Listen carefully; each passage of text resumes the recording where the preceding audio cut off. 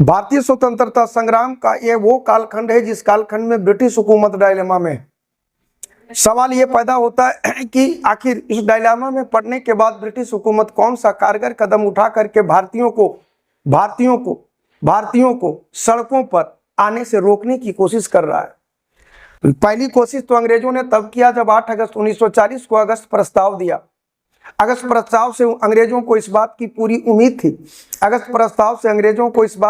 उम्मीद थी कि निश्चित रूप से ब्रिटिश हुकूमत के खिलाफ कोई आंदोलन करने से पहले अंग्रेज भारतीय रुक जाएंगे। लेकिन ऐसा हुआ नहीं। 17 अक्टूबर 1940 को जब व्यक्तिगत सत्याग्रह आंदोलन की शुरुआत हो गई, तब ब्रिटिश हुकूमत को ये बेहतरीन तरीके से समझ में आ गया, पूरी तरह से समझ में आ गया कि ये तूफान रुकेगा नहीं, ये तूफान थमेगा नहीं जब तक कि इन लोगों को आजादी प्रदान न कर दी जाए। और भारतीय भी उतावले थे, क्योंकि भारतीयों ने ये ब्रिटिश हुकूमत से पूछना चाहा था कि द्वितीय विश्व युद्ध के बाद भारतीयों के प्रति आप कौन सा कदम उठाओगे, आपका मकसद क्या है। ब्रिटिश हुकूमत किसी भी सवाल का जवाब दे पाने में सक्षम नहीं थी। परिस्थितियां बदल चुका था, हालात बदल चुके थे। बदले हालात और परिस्थिति की ये दास्तां। तब ब्रिटिश हुकूमत को लगा कि भारतीयों के हाथों में कोई ऐसा संवैधानिक दस्तावेज प्रदान किया जाए जिसके माध्यम से भारतीयों को रोका जा सके, क्योंकि एक साथ ब्रिटिश हुकूमत दो फ्रंट पर नहीं खेल पाएगी। वो द्वितीय विश्व युद्ध में अपनी ताकत लगाएगी, वो उस जंग को जीतने में या भारत को रोकने में। तो लगा कि नहीं, कुछ कदम उठाने चाहिए। तभी ब्रिटेन की पार्लियामेंट के एक मेंबर जिसका नाम है क्रिप्स, सर स्टैफोर्ड क्रिप्स, उस क्रिप्स को भेजा जाता है 30 मार्च 1942 को। और इसके माध्यम से जो प्रपोजल दिया गया, उस प्रपोजल को क्रिप्स प्रस्ताव कहा गया। क्रिप्स प्रस्ताव को जुबानी समझना, फिर हम दिखला देंगे कि मटेरियल क्या कहता है। कहा है कि युद्ध समाप्त हो जाने के बाद हम आजादी देंगे, लैंग्वेज अपना चुनना। दूसरा कहा कि संविधान निर्मात्री सभा द्वारा, मतलब जो लोग संविधान का निर्माण करेंगे, एक संविधान का निर्माण किया जाएगा। मतलब दो चीज बोले कि युद्ध समाप्त होने दो, आजादी देंगे। संविधान बनाने वाले के द्वारा जो संविधान बनाया जाएगा वो दो शर्तों पर लागू होगा। पहला कि राज्य की सरकारें उसको मानने और नहीं मानने के लिए स्वतंत्र होगा। दूसरा, अल्पसंख्यकों के हितों की पूर्ति ब्रिटिश हुकूमत करेगी। अगला पॉइंट, जब तक देश आजाद नहीं हो जाता तब तक भारतीयों के हितों की रक्षा ब्रिटिश हुकूमत करेगी। ये 4-5 पॉइंट को दिमाग में सीधे तौर पे रख लेना है। मैं आजादी दूंगा, संविधान बनेगा, बने हुए संविधान को दो शर्त पर लागू किया जाएगा। राज्यों को मानने और नहीं मानने का हक होगा। अगला, भारत के अल्पसंख्यक तबकों को क्या अधिकार चाहिए, इसका निर्धारण ब्रिटिश हुकूमत करेगी। और जब तक जंग समाप्त नहीं हो जाता तब तक आपके हितों की रक्षा ब्रिटिश हुकूमत करेगी। बड़ी उम्मीद के साथ क्रिप्स भारत को आया। और क्रिप्स जब बड़ी उम्मीदों के साथ भारत को आया, भारत को मूव किया, क्योंकि उसको इस बात की उम्मीद थी कि इस प्रपोजल को भारतीय स्वीकार कर लेंगे, क्योंकि इसमें आजादी की बात थी।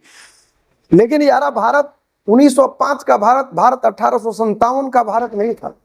ये वो कालखंड था, ये वो दौर था जिस दौर में राष्ट्रीयता हिलोरे ले रहे थे। ये वो कालखंड था जिस कालखंड में ब्रिटिश हुकूमत के चाल और चरित्र को आईने की तरह समझने की क्षमता भारतीयों को आ चुका था। यहां पर हुआ यूं कि गांधी ने कहा सारी बातें, गांधी ने क्रिप्स के टोटल प्रपोजल को स्वीकार कर लिया, लेकिन एक बिंदु को लेकर के गांधी अड़ गए। वो बिंदु क्या था? जो बात अंग्रेजों ने फूट डालो और राज करो की रणनीति जो यहां अपनाया, यही ब्रिटिश हुकूमत के नीयत पर उंगली उठाता है। वो क्या नीयत पर उंगली है यारा? तो ये नीयत पर उंगली इस बात का है कि अल्पसंख्यकों के हितों की पूर्ति ब्रिटिश हुकूमत करेगी। अल्पसंख्यकों के हितों की पूर्ति ब्रिटिश हुकूमत करेगी। यही 420 का कानून था। इसी के पीछे ब्रिटिश हुकूमत की का नजरिया नजर आ रहा था। मतलब आज भी अंग्रेज एक खेल खेलना जा रहे हैं। सच है कि भारतीयों को आजादी देने की तमन्ना है, लेकिन ये झूठ है कि भारतीयों को सिर्फ आजादी देने की तमन्ना है। एक धुंधली सी लकीर उसने स्पष्ट कर दिया।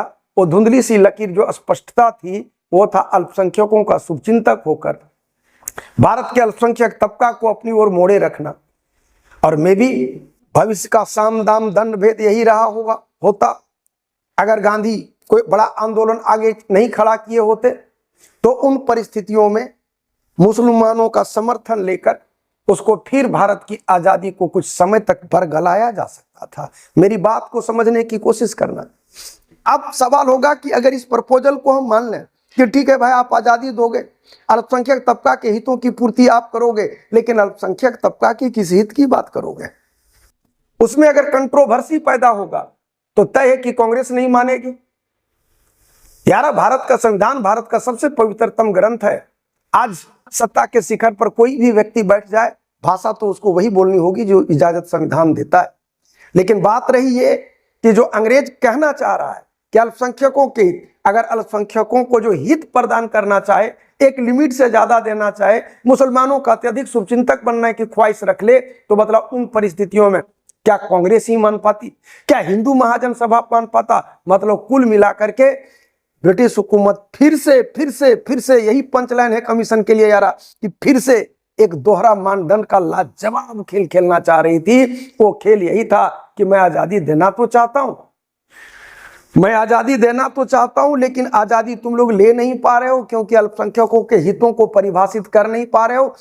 और अगर एक लिमिट से ज्यादा उसको हक दे देगा तो बात को समझना, तो उस कंडीशन में मुस्लिम तबका अंग्रेजों के साथ जा खड़ा होगा और हिंदू और मुस्लिम की वैमनस्य की धार इतनी प्रबल होगी कि रक्त रंजित इतिहास होगा। कभी भारत के इतिहास में भारत की आजादी के लिए उतना खून खराबा नहीं हुआ होगा जितना खून खराबा का बुनियाद अंग्रेजों ने डाला था। यह था क्रिप्स के प्रस्ताव का सच और झूठ का मूल्यांकन। आप देख लें कि क्रिप्स के प्रपोजल की क्या क्या बातें हैं। यही बातों जो हमने अभी रखा कि युद्ध समाप्ति के बाद इसको राष्ट्रकुल से अलग होने का अधिकार होगा। राष्ट्रकुल उन राष्ट्रों के समूह को कहा जाता है जो राष्ट्र कभी ब्रिटिश हुकूमत के गुलाम रहे थे। उन राष्ट्रों के समूह को राष्ट्रकुल का देश कहा जाता था। संविधान निर्मात्री सभा संविधान का गठन करेगा। संविधान 2 शर्तों पर लागू होगा। पहला यह है कि मानने न मानने के अधिकार प्रांतों को होगा। अल्पसंख्यक तबकों के हितों की रक्षा की बात कही गई। ठीक है, जब तक बन नहीं जाता भारतीयों की रक्षा का जिम्मेवारी ब्रिटिश सरकार के पास होगा। यार, कांग्रेस ने और खासकर गांधी ने इसी पॉइंट को लेकर के अल्पसंख्यकों के हितों की बात को लेकर के मानने से इनकार कर दिया।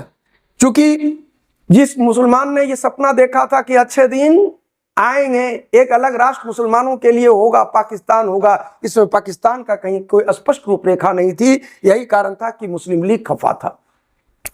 पंजाब को भारत से अलग करने की योजना से सिख नाराज थे। क्रिप्स के प्रस्ताव में विभाजन की रूपरेखा के संकेत थे, या मैं यूं कहूं कि भारत की आजादी को फिर से रोकने की एक व्यवस्था थी। यही क्रिप्स के प्रस्ताव का सच है, झूठ है। ध्यान रखना, मेंस के लिए आपको हमेशा अपनी कलम की धार और क्वेश्चन के जवाब के अनुरूप आपको सवाल के अनुरूप आपको जवाब देना होगा। और मैं उम्मीद करता हूं कि उस मानसिकता के साथ ही आप आगे बढ़ेंगे।